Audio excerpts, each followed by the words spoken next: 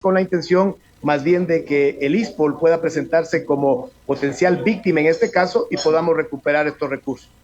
72 millones de dólares, coronel. ¿Bajo qué argumento las autoridades americanas piden al servicio de rentas internas de los Estados Unidos confiscar a la empresa Incorp Investment? Si se da esto, hay un argumento legal y por ende la ISPOL no podría recuperar ese dinero, o si hay posibilidades jurídicas.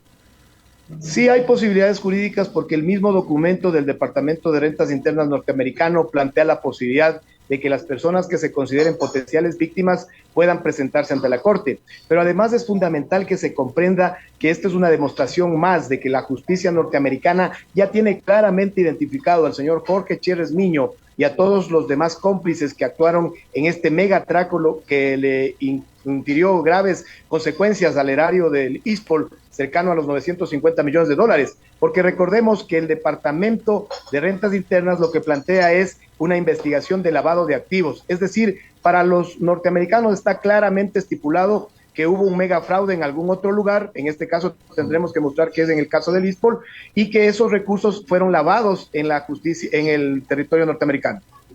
Coronel, con todo esto, claro, hasta hacer todo el trámite legal, reclamar ese dinero, comprobar que ese dinero fue robado del Instituto de Seguridad Social de la Policía Nacional, tomará un tiempo importante, supongo yo. Así es, y existe un grave riesgo que la justicia norteamericana finalmente disponga que esos recursos se queden en el presupuesto general de los Estados Unidos, lo cual sería grave, sería nefasto. Yo he manifestado en otras oportunidades que estamos atravesando un gran momento en las relaciones entre Estados Unidos y Ecuador. Es más, quiero agradecer la colaboración abierta que nos ha dado el señor embajador Michael Fitzpatrick, pero esta es una nueva oportunidad para que se afiancen esos lazos, para que se comprenda en el contexto norteamericano que estos 72 millones de dólares le pertenecen a 90,000 familias de la Seguridad Social Policial ecuatoriana. Sería nefasto que llegue a darse un dictamen en el sentido de que perdamos esos 72 millones. Yo quiero ser positivo, yo quiero entender que la administración de Joe Biden, pero sobre todo el Departamento de Justicia y el sistema de justicia norteamericano va a ser sensible con los documentos que en su momento podamos presentar en las cortes y finalmente llegue ese día en el cual recuperemos estos 72 millones de dólares, que los únicos legítimos propietarios de los mismos y que podemos demostrarlos somos en este caso el ISPOL. Coronel, por una parte, claro, me voy a poner del otro lado de los americanos. Ellos dicen, ok, hemos detectado esto, empezaron acciones legales, empiezan las investigaciones, y bueno, hago un paréntesis, son quienes han dicho y nos han mostrado muchos casos de corrupción que en el Ecuador ni siquiera sabíamos lo que pasaba. En esto de ISPOL, en ocasiones anteriores, Coronel nos ha mencionado que es una red que involucraba ministros, autoridades, todo, para que se dé este desfalco al ISPOL por creo que 800 o 900 millones de dólares. Pero ¿cómo le decimos a los americanos nosotros, miren, ahora sí, ya estamos controlando, vamos a manejar bien ese dinero, por favor, devuelvan los 72 millones, coronel?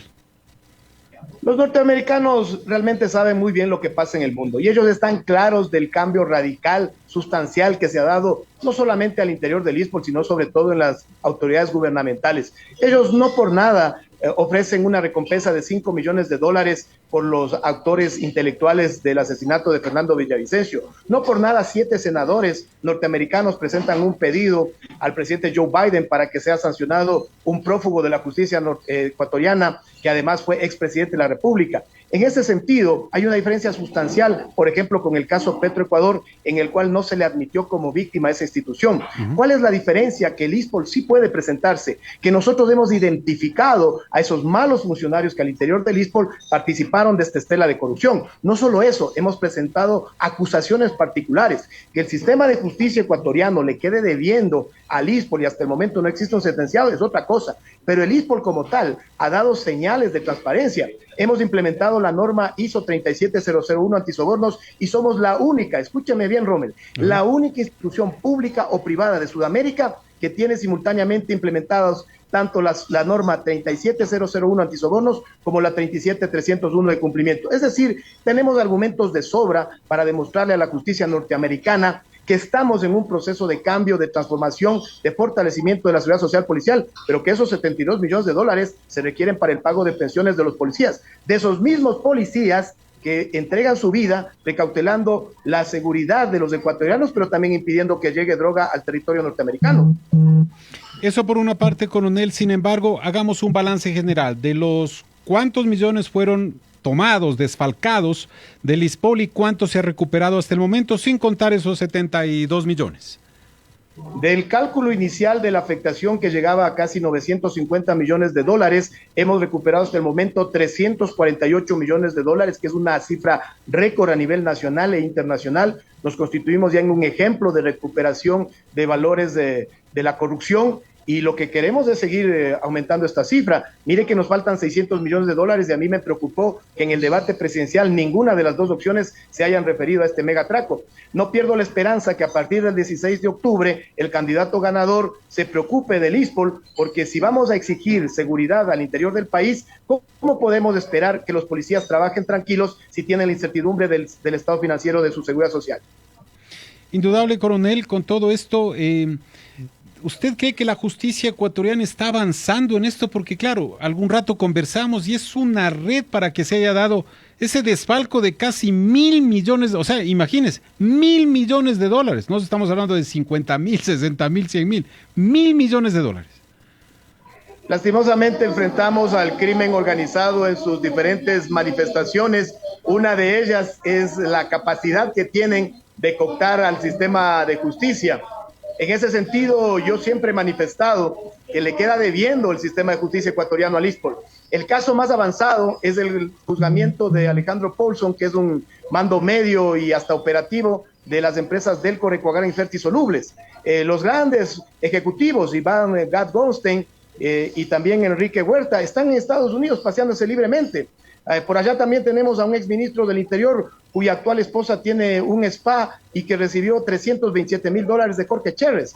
Pero además hay el caso puntual en Quito de peculado por $216 millones de los bonos compactos de recompra, que lleva 2 años la audiencia de evaluación y preparatoria de juicio y no puede concluir por una serie de artimañas, de dilatorias, de argucias que han recurrido las diferentes defensas técnicas y que lastimosamente este sistema de justicia ecuatoriano, sumamente complaciente con los victimarios, se lo ha permitido.